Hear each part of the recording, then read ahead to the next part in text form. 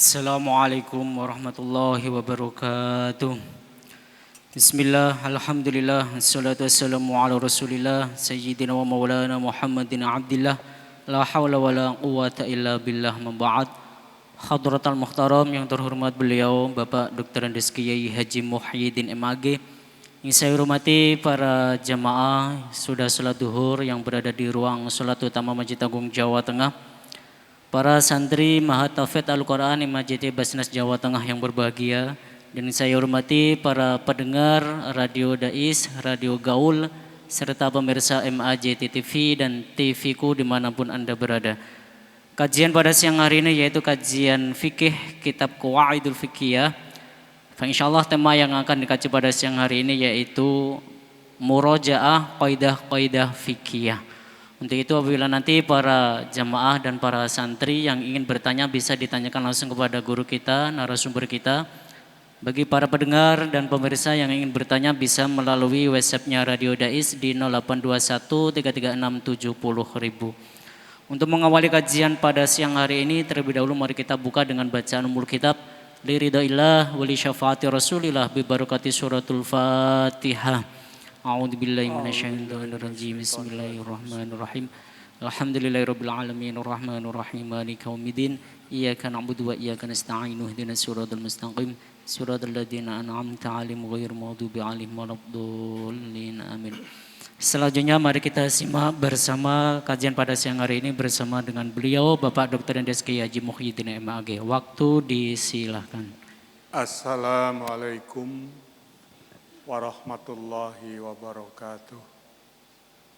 Bismillah, alhamdulillah, assalatu wassalamu ala rasulillah wa ala alihi wa ashabihi wa mawala, la hawla wa la quwata illa billah.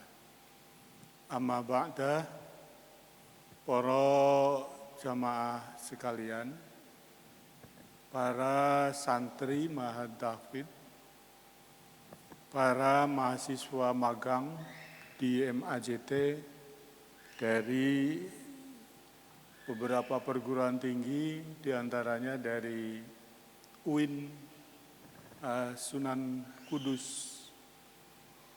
Kudus, dan siapapun yang ikut mendengarkan melalui Radio Dais dan Radio Gaul. Pembacaan mengenai kaidah-kaidah fiqhiyah itu sudah selesai sampai halaman terakhir. Sekarang saya ingin melakukan melakukan penyimpulan dari sekian banyak kaidah fikih itu. Utamanya para santri bisa membuka halaman 86.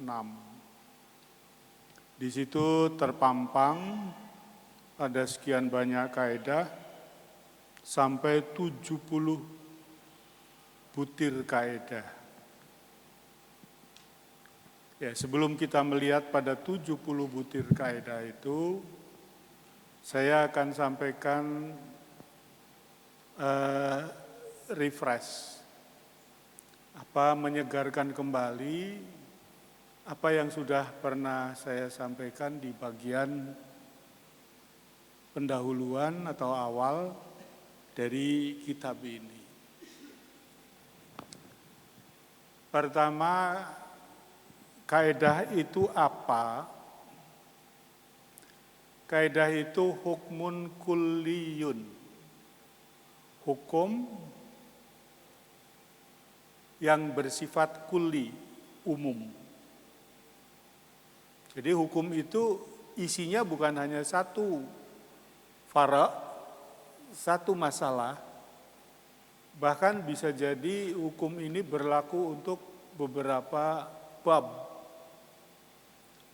Bab misalnya bab ibadah, bab toharoh masuk, bab ibadah masuk, bab muamalah masuk, bab munakahat masuk dan seterusnya.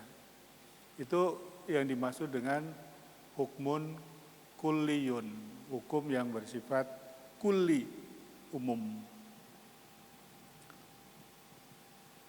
Hukmun kulliyun tu'khadhu minhu ahkamun juz'iyatun katsiratun. Hukum kulliyu itu di situ akan masuk ke dalamnya ahkamun juz'iyun, hukum-hukum satu persatu. Misalnya wudunya tidak memenuhi syarat, ini namanya hukmun juz'iyun. Kenapa? Karena tidak niat. Nah, di situ ada kaidah umum al-umur bimaqasidiha. Segala sesuatu itu tergantung makosidnya, tujuannya yang diwujudkan dalam bentuk niat. Hukum juz'iyah yang masuk ke dalam hukum kulli ini tidak hanya sedikit, tidak hanya 1, 2, 3, 4, tapi bisa tidak terbatas. Katsirotun, akeh.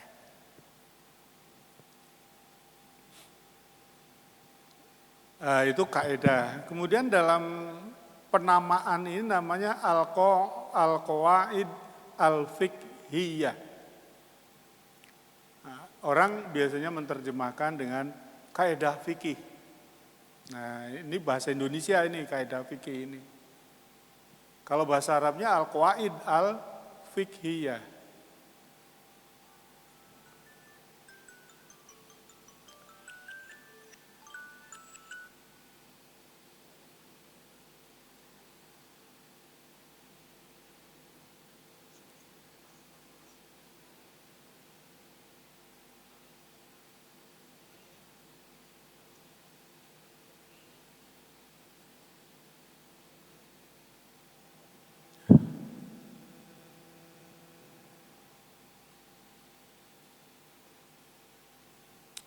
Lah fikih itu apa? Nah, ini yang kita sering sudah familiar sekali dengan nama fikih, sebutan fikih, tapi pemaknaannya biasanya nggak paham atau belum pas. Fikih itu al-ilmu bil ahkami syar'iyyati, al-amaliyati, al-muktasabati min adillatihat tafsiliyati. Al-ilmu fikih itu ilmu bil ahkami hukum, ilmu hukum. Asyariyati syara'. Jadi fikih itu ilmu syara', ilmu hukum syara'. Tapi ada bidang, tidak semua hukum syara' itu fikih. Fikih itu hanya al-amaliyati, hukum-hukum yang dalam konteks amaliyah, praktis. Hukum yang bersifat praktis dalam bentuk perbuatan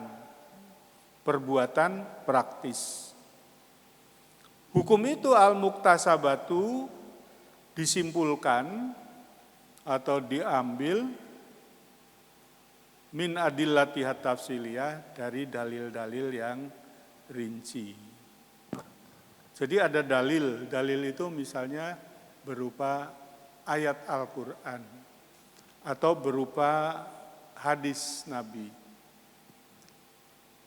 Difahami ayat itu, diteliti ayat itu, kemudian melahirkan satu kesimpulan fikih.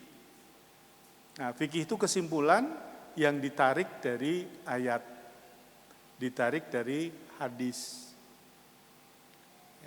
Dalil yang dipakai landasan fikih ini ayat atau hadis. Hadisnya itu bukan fikih, hadis. Ayatnya itu bukan fikih, tapi ayat Al-Quran. Kesimpulan hukum yang ditarik oleh mujtahid, oleh ulama, oleh fuqaha dari ayat itu, itulah yang disebut fikih. Misalnya ayatnya berbunyi begini, ini yang paling populer yang sering kita dengar ya. Aqimus sholah, ya, dirikanlah sholat. Ini ayat.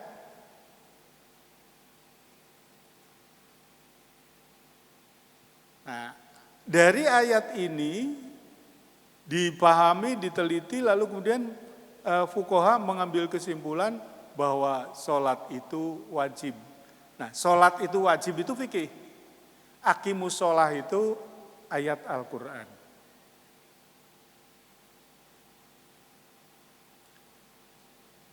Lalu ada hadis, Al-Islam yaitu antasyada alla ilaha illallah ya wa aqamas shalah wa ataz zakah dan seterusnya. Ini hadis. Oleh ulama diteliti, difahami, diteliti lalu menyimpulkan kesimpulan bahwa rukun Islam itu ada 5. Dari hadis itu.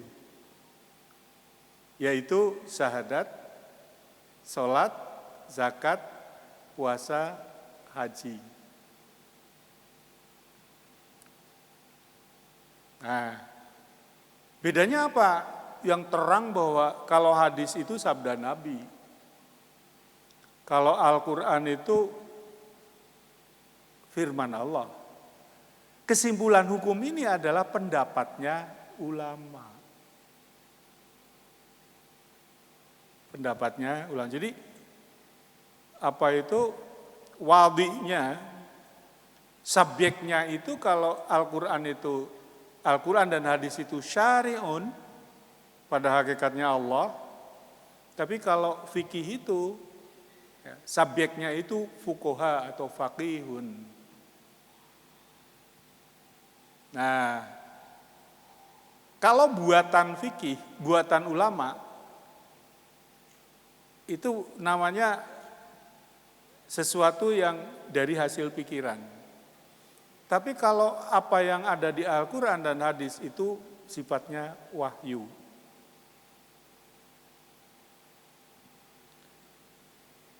Apa yang dicerna oleh ulama itu bisa jadi menyimpulkan kesimpulan hukum yang qat'i, pasti. Tidak boleh ada beda pendapat. Tapi bisa jadi apa yang disimpulkan oleh ulama itu melahirkan hukum yang zonni, hukum yang bersifat relatif. Di situ biasanya terjadi beda pendapat. Yang qat'i itu biasanya melahirkan hukum ijma, kesepakatan ulama, wajib diikuti. Yang zonni itu melahirkan ikhtilaful ulama, beda pendapat. Maka akhirnya di dunia fikih itu ada mazhab-mazhab. Kalau Al-Quran itu pada dasarnya tidak ada mazhab. Yo Al-Quran yo itu. Ayatnya ya itu. Nanti kalau ada mazhab itu soal bacaan, kiroah ya toh. Ada kiroah sab'ah, ada kiroah tis'ah, ada kiroah asyrah. Itu soal bacaan, cara membaca. Tapi Al-Qur'annya itu sendiri adalah firman Allah yang itu sifatnya wahyu, kebenarannya mutlak, orang wajib menerima itu sebagai syariah yang datang dari Allah. Tapi kalau fikih itu hasil pemikiran. Hanya saja bahwa hasil pemikiran itu juga harus memenuhi ketentuan metodologi. Jadi tidak asal orang berpikir lalu kemudian menyimpulkan hukum. Maka kemudian oleh para penulis usul fikih, orang bisa menyimpulkan hukum itu berarti ijtihad. Ijtihad itu harus mujtahid. Mujtahid itu harus pinter, gampangnya gitu lah. Dalam bidangnya, orang pinter kok mujtahid. Jadi misalnya ada pemikiran begini, ketika orang dihadapkan pada kenyataan bludaknya bludaknya kependudukan, lalu orang berpendapat bahwa perkawinan sejenis itu lebih baik karena tidak akan melahirkan keturunan. Lah ini kan edan iki. Tidak mungkin dia menggunakan metodologi yang mapan, yang disepakati.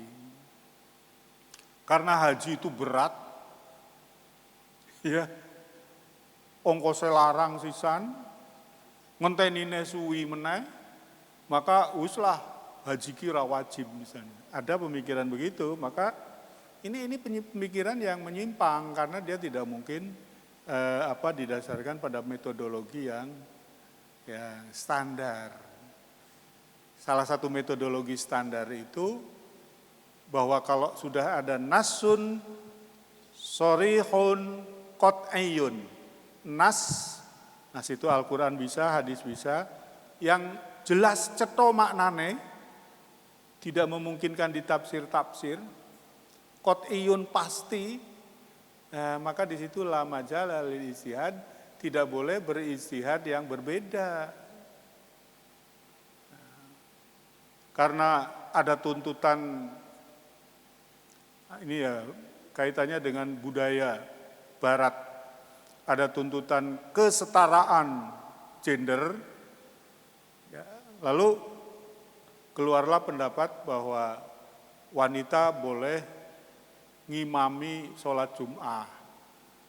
Makmume ya laki-laki juga, perempuan juga lah. Kalau Jumatannya wedok kabeh ngono ya monggo. Tapi ini Jumatannya di MAJT malah akeh wong lanange. Menuntut supaya ada kesetaraan gender, lalu wanita usul supaya bisa jadi imam, bisa jadi khotib. Ini menyalahi standar metodologi.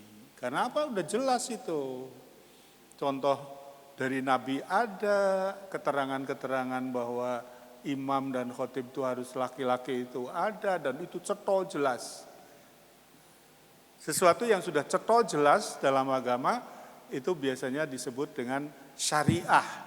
Nah, sesuatu yang belum cetha lalu kemudian muncul perbedaan pendapat itu namanya fikih. Nah, fikih itu bisa beda.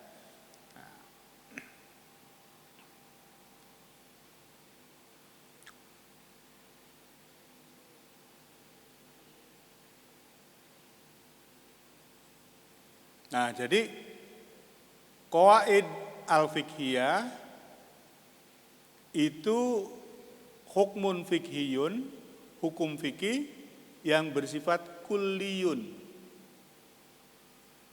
umum, yang tobiku ala furu'in katsiratin, yang bisa mencakup pada furu' yang banyak. Fi abwabin mukhtalifatin, bahkan bukan hanya furu' tetapi juga bab-babnya bisa macam-macam. Nah, catatan nih, yang namanya hukum kulliyun, hukum umum, bukan hukum juz'i. Jadi sebutan hukum kulliyun itu waliane hukum juz'iyun. Kalau hukum juz'iyun itu misalnya syaratnya sholat apa, itu namanya hukum juz'iyun. Ini wanita buka aurat, hukumnya bagaimana, itu namanya hukum juz'iyun. Tapi yang hukum kulliyun itu hukum yang di dalamnya itu ada cabang-cabang yang banyak.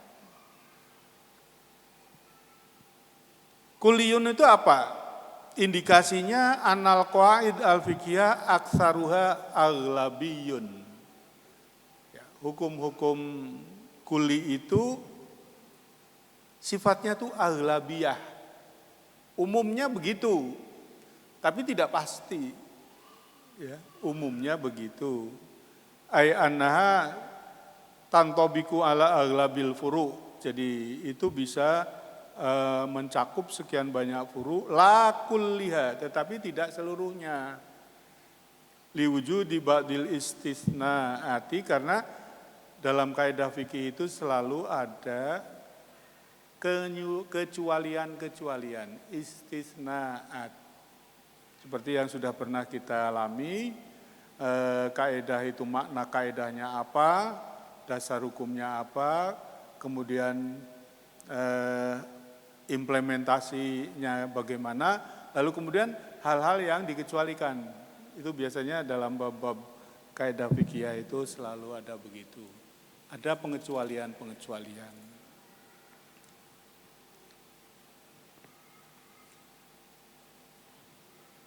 Nah, kemudian kembali lagi ke halaman berapa tadi?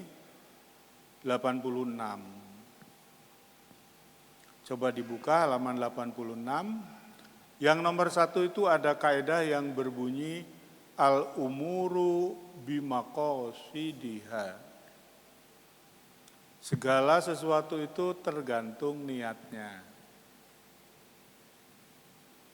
Sebelum saya menerapkan kaidah ini pada persoalan yang tepat, saya coba untuk membuat perumpamaan yang gampang. Al-umuru bimaqasidiha.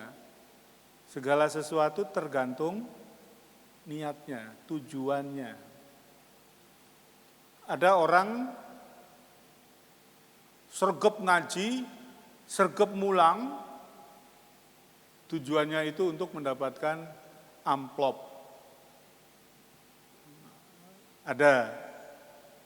Ada orang yang sergap ngaji, sergap mulang, tujuannya semata-mata ingin mengabdi kepada masyarakat untuk mengembangkan ilmu.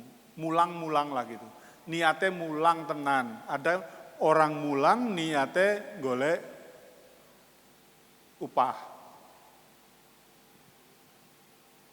Nah, sekarang ini yang namanya TPQ, Taman Pendidikan Quran di Masjid-Masjid. Itu sudah ada dulu, dari dulu sudah ada, gurunya wis mulang awit mbiyen. Le mulang yo lillahi ta'ala, awit mbiyen ra ono bayarane yo.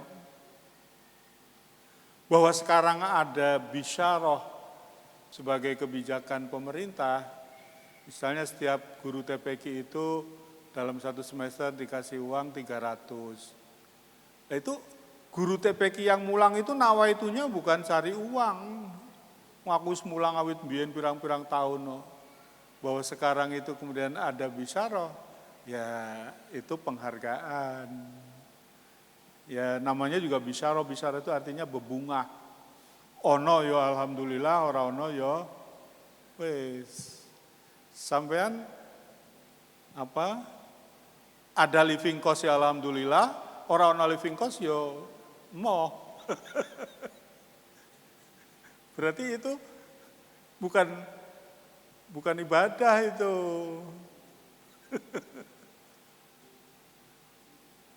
Ya, saya ulangi, living cost lancar alhamdulillah. Living cost mandek, Masya Allah. Kalau ngomong sama santri, kalau enggak contohnya yang terkait dengan kehidupan sehari-harinya, engkau ora paham. Lah al-umuru bimaqasidiha ini namanya kaidah yang mustaqillah. Ya. Disebutnya dengan kaidah kubro. Kaidah besar, kubro itu serumpun dengan kabir, serumpun dengan kata akbar. Mustaqillah. Dia berdiri sendiri, tidak menjadi cabang dari kaidah yang lain, tetapi justru dia melahirkan cabang-cabang. Maka disebutnya dengan kaidah mustaqillah, kaidah yang menyendiri, berdiri sendiri, dan tidak menjadi bagian dari kaidah yang lain. Nah, ini di bawahnya ini adalah cabangnya. Dari al-umuru bimaqasidiha muncullah kaidah la thawaba wala iqoba illa bin niyati. Enggak ada sanksi hukum berupa thawab Nggak ada sanksi hukum berupa hukuman illa biniyati, kecuali dengan niat. Jadi kalau ada orang menyebabkan lukanya orang lain, entah dia buang batu, entah dia buang air keras, tapi dia nggak niat mencederai orang, ya aku buang ngono tok. Hulu kok kena wong, kena bocah. Ini artinya tidak ada niat. Maka pada dasarnya gak ada hukum yang bisa diterapkan. Kalaupun ada hukum yang bisa diterapkan, itu hukumnya bukan hukum pidana, tetapi hukum ya apa itu, kalau dalam harta itu ganti rugi. Lalu bocah kena air keras kan terus ngelitok kulite, ya kudu diobati. Lalu ngobati kan ya tidak bisa hanya dengan BPJS. Ramari-mari dengan BPJS sih. Bola bali ning puskesmas kayak salep. Nah, itu harus ke dokter spesialis kulit. Nah, bayar. Nah, ini harus membantu, ya. Yang melakukan itu harus membantu itu, tapi bukan ikob itu. Kenapa? Karena dia tidak ada niat.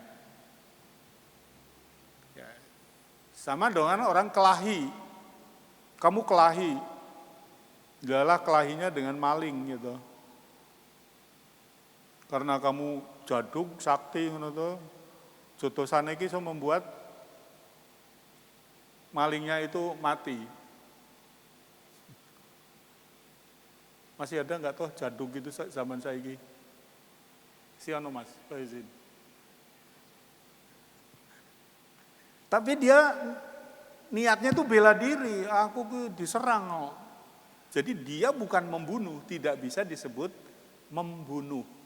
Kenapa? Karena dia bela diri atau membela hartanya.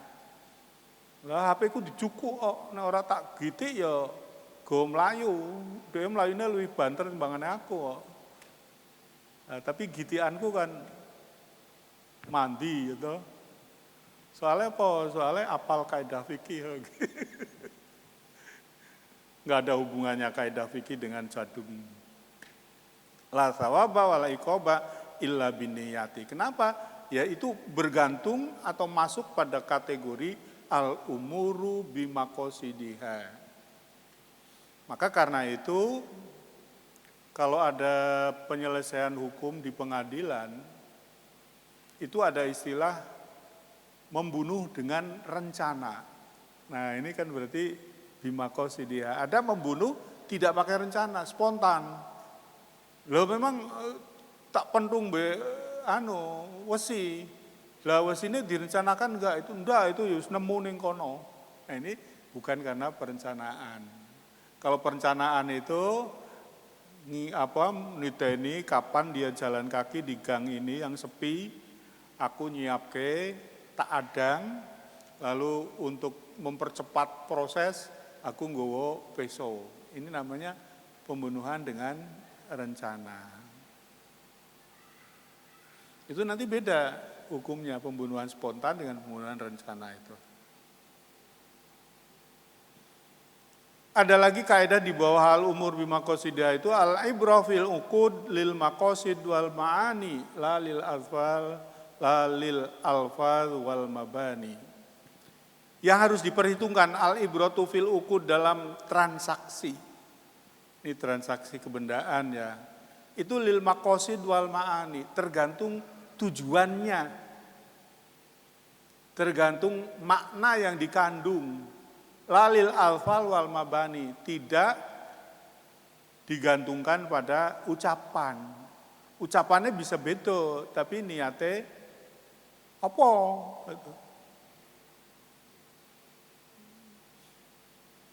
Kalau sampean ngelamar perempuan ya, wani ngelamar, wani loh, udah 20 juz so. Ngelamar sih, engko 30 juz khitbah, kok wis jadi imam di Masjid Agung nikah. Ngelamar ki nembung nembung. Sampean ngelamar, tapi sing diucapke ora aku melamar anakmu. Tapi sing diucapke, Pak, kula niku saestu cinta banget kali putrine jenengan. Ini ngelamar bukan? Bukan, kata-kata itu bukan kata-kata lamaran. Itu hanya pernyataan I love you gitu. Bahasa Londonnya I love you. Tapi ucapan itu yang dilakukan secara serius di hadapan orang tuanya itu menunjukkan bahwa kamu ngelamar. Jangan nanti begitu dituntut, lu kan biar ngelamar, saya kan duwe pacar meneh. Loh, aku cuma I love you. I love you kan bisa cabang-cabang, Mbak. I love you di Mangkang 1, I love you di Meranggen 1, I love you di Demak 1. Ranggenah iki. Nah, kalau ada ribut begitu, maka al-ibrafil uqud lil maqasid wal ma'ani. Ya. Tujuan kata-kata itu apa? Jangan alfal wal mabani, jangan ana letter kata-katanya.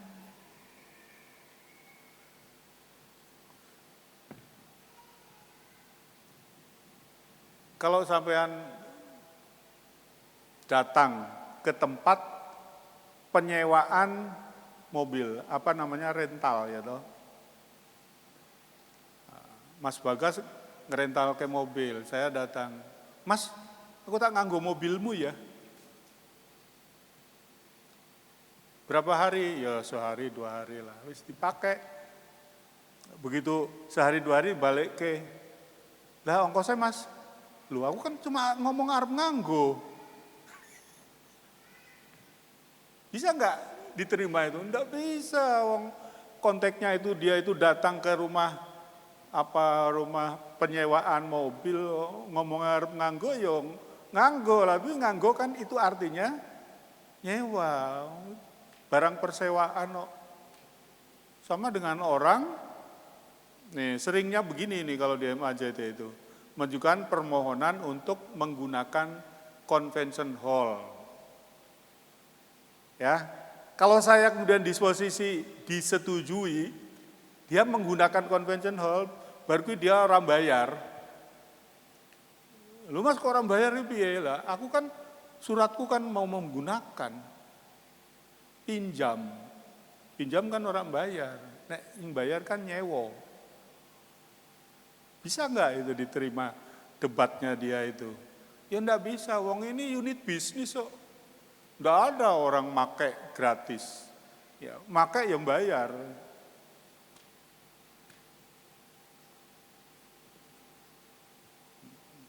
Ada lagi santri ya, ilmunya udah tinggi. Nikah orang nganggo mahar. Dijaluk mahare lah. Kan di dalam akad nikah saya tidak menyebut maharnya apa. Malah dalam akad nikah saya maharnya itu ta'limil Fatihah, mengajarkan surat Al-Fatihah. Nah itu, ada kaidah-kaidah kubro, kaidah besar yang mustaqillah. Dia berdiri sendiri, dia punya cabang. Ada lagi kaidah mustaqilah, ini urutannya nomor 4, al-yaqinu la yazulu bisyakki. Al-yaqinu utawi kang yakin iku la yazulu, tidak bisa dikalahkan, tidak bisa dihilangkan, bisyakki dengan sesuatu yang tidak yakin. Syak itu yang meragukan. Al-yaqinu la yazulu bisyakki. Yang yakin apa? Contohnya misalnya begini. Kamu punya utang, uang. Bukti bahwa kamu punya utang uang ini pasti. Karena apa? Oh, ada surat perjanjian utang. Oh, ada penerimaan uang, bukti penerimaan uang utang. Lalu kamu menyatakan bahwa saya pailit. Pailit, tahu pailit? Bangkrut. Nah, bukti bangkrutnya apa? Yombo. Tidak bisa menjelaskan. Bahwa kamu yakin punya utang adalah al-yakin. Bahwa kamu bangkrut ini syak. Enggak jelas. Siapa yang menyatakan kamu bangkrut? Maka utang kamu tidak bisa ujuk-ujuk dihapus karena bangkrut. Karena utangnya yakin, buktinya otentik, sedangkan bangkrutnya itu hanya pengakuan saja.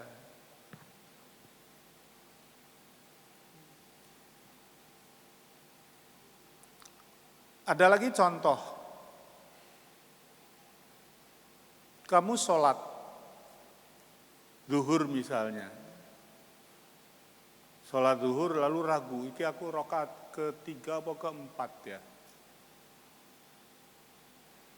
3 atau keempat ragu. Ragu, betul-betul ragu lu ya. Tidak ada tanda-tanda bahwa pasti 3 atau pasti 4.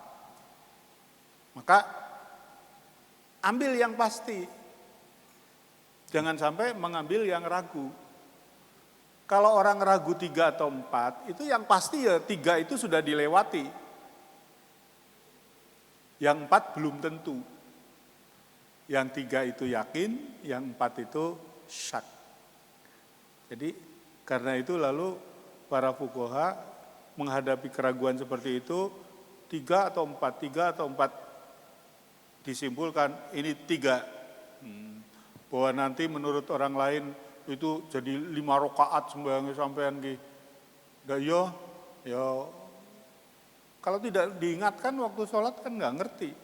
Kecuali kalau ada makmum ya, subhanallah. Nanti orang jadi ingat, keraguannya hilang.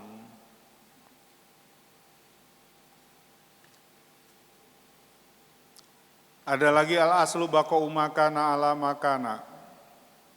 Al-aslu yang pada asalnya itu baqa'u makana ala makana. Ya, sesuatu yang sudah ada itu ya itu. Sesuatu yang pernah ada, belum ada penghapusan ya berlakulah yang sudah ada. Ada orang suami istri. Suami istri itu artinya nikah ya. Lalu suami istri ini pisah.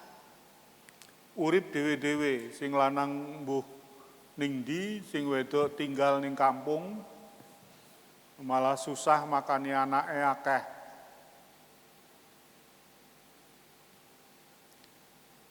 Suatu saat istrinya ini meninggal.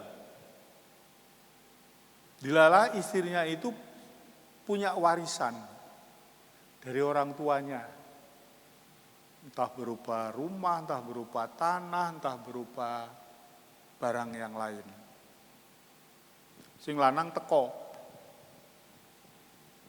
Ya. Sing lanang teko. Bojoku meninggal, ya. Lagi bojoku kan duwe iki. Dia lalu menuntut waris. Jadi selama ini ditinggal ora tanggung jawab, begitu istrinya mati datang mengambil waris.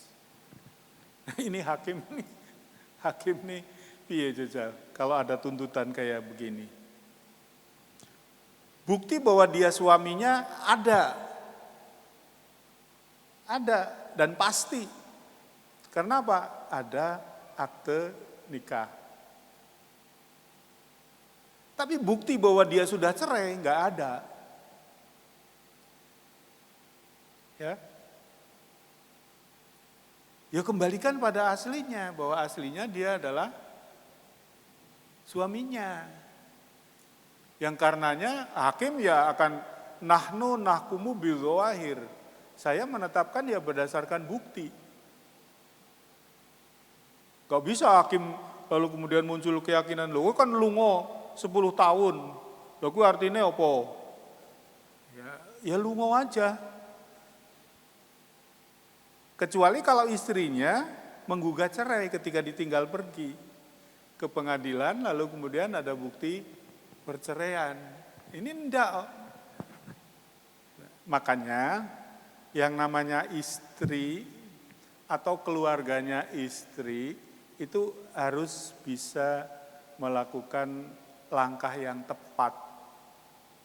Ini seorang mertua atau orang tua itu kalau anaknya dizolimi, ditinggal lungo, yuk cari kepastian hukum. Ini dicerai apa enggak? Nah, kalau tidak ada kepastian hukum cerai atau tidak, dia berstatus sebagai suami. Karena tidak ada bukti cerai. Nah ini karena hukum itu biasanya berlaku nahnu nahkumu bidzawahir. Kami menetapkan hukum itu berdasarkan bukti yang nyata. Nah itu malah enak jadi wong nakal ngono ki lunga teko lunga bali ento waris. Nah hasil warisane nggo kawin meneh. Warisannya akeh kok. Nggo modal kawin meneh, entuk perawan meneh. Seneng ra? Ya tapi namanya orang zalim itu nanti ya ora berkah.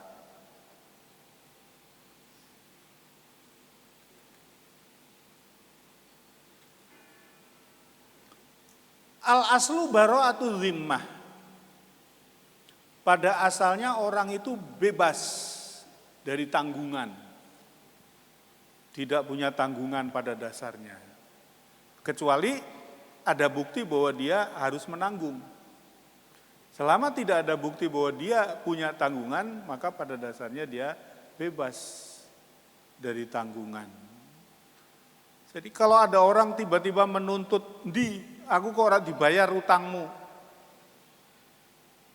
Kowe kan duwe utang karo aku. Balikke. Al aslu bara'atu zimmah. Pada dasarnya orang tidak punya tanggungan utang. Ya kecuali kalau yang menagih itu menunjukkan bukti. Iki lho, buktine kowe duwe utang. Iki saksine nek kowe duwe utang.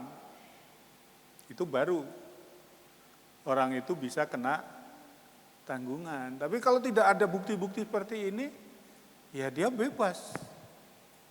Al-aslu bara'atu zimmah. Begitupun kalau dia dituduh mencuri dalam kasus pidana, ya dia sebetulnya bara'atu zimmah. Kecuali kalau yang menuduh itu bisa membuktikan bahwa dirinya mencuri. Nah, maka ada kaedah dalam dunia hukum pidana itu yang berbunyi begini. Jadi praduga tak bersalah. Meskipun dia misalnya maling sudah dicekal, sudah dibawa polisi, sudah dibawa ke jaksa, sudah dihadapkan ke hakim, tapi praduga tak bersalah. Harus diperlakukan sebagai orang yang tidak salah, kecuali nanti terbukti bahwa dia maling. Lah buktinya itu harus bisa terwujud ketika persidangan.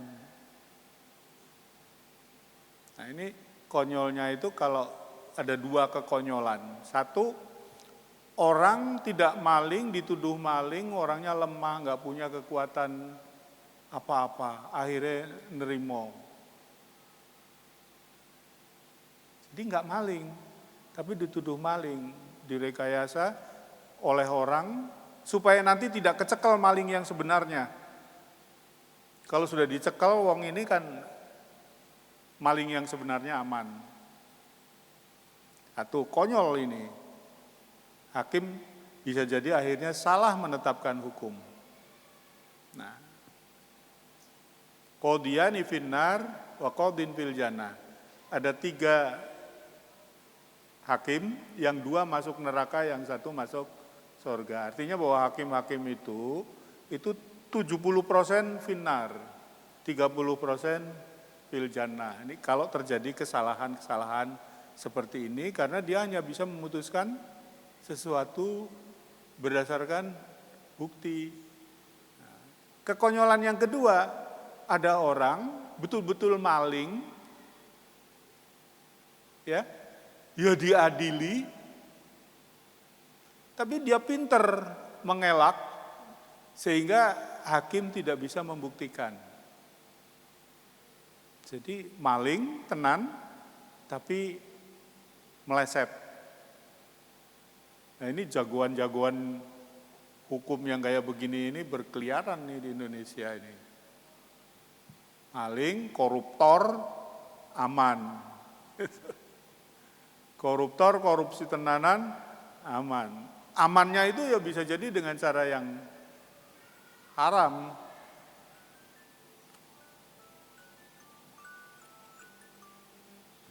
Assalamualaikum. Ya. Kok aku nelpon Mas, iki kondisinya sinyalnya enggak baik. Jadi ono wong ora maling dadi maling, ono maling karena bermain hukum, akhirnya dia aman, selamat, nyaman. Ora korupsi kecekel, katut-katut, sing korupsi tenan, aman. Ya, pandai bermain hukum.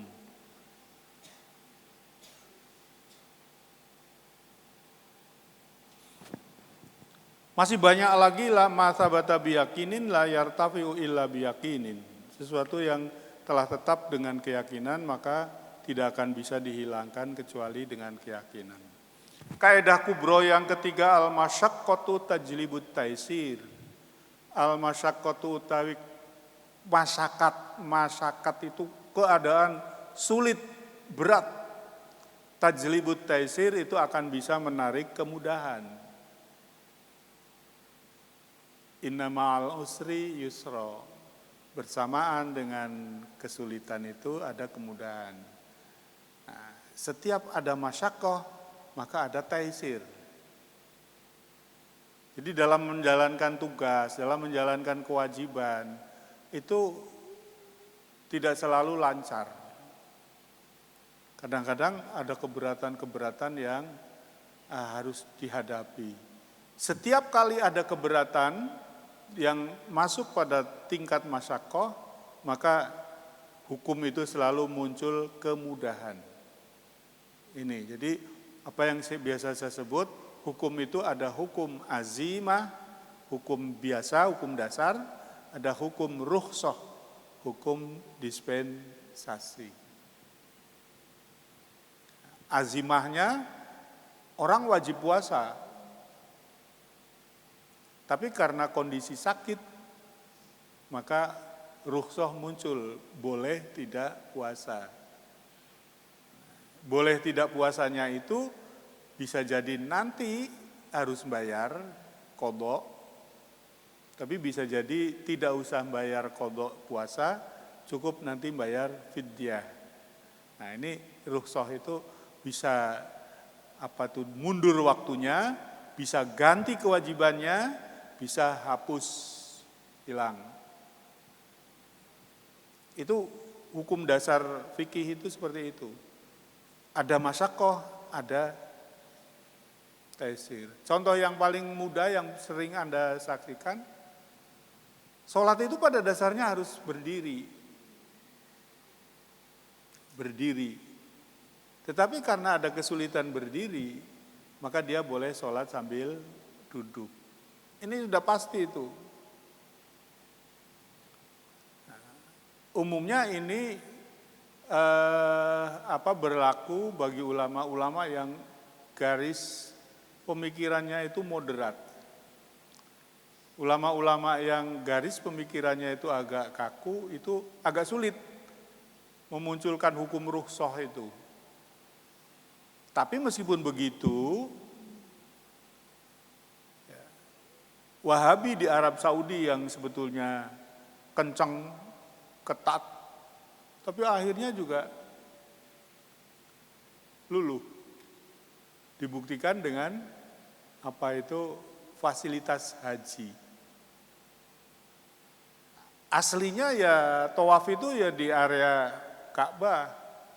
Dulu tinggalan Nabi itu Ka'bahnya kecil, areanya kecil. Sekarang diperluas. Bahkan ada tawaf kok di atas Ka'bah. Di lantai 2, di lantai 3. Ini mestinya yang ketat-ketat memahami nas itu enggak mau itu. Tapi Arab Saudi sudah bergeser.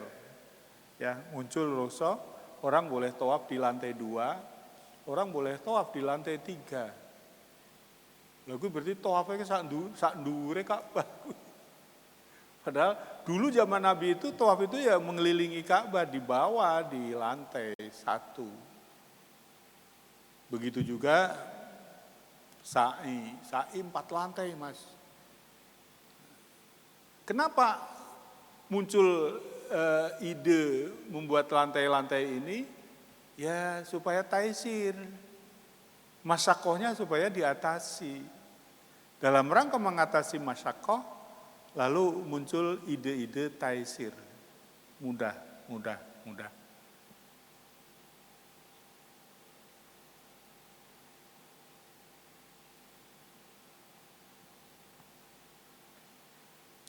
La ibrata bidzanni al-bayyinu khata'uhu. Dugaan-dugaan itu enggak ada artinya kalau sesuatu itu jelas salah. Sesuatu jelas salah, maka dugaan-dugaan yang mengeliminir kesalahan ini tidak ada artinya. La ibrata bidzanni al-bayyinu khata'uhu. Ya begitu juga kalau ada orang kadung dihukum, baru terus muncul kebenaran, maka orang ini harus direhabilitasi, wajib gitu. Ada orang dituduh memperkosa lalu dihukum. Setelah menjalani hukuman lalu kemudian muncul informasi dan ditelusuri ternyata yang memperkosa itu bukan dia, orang lain. Orangnya dicekal lalu ngaku, lah piye iki? Singkae kadung dihukum. Harus direhabilitasi. Kalau hukuman mati piye jal? Balik ke nyawa. Iso ora? Nah, maka ada kaidah bahwa hakim itu salah memberikan ampun itu lebih ringan daripada salah menghukum.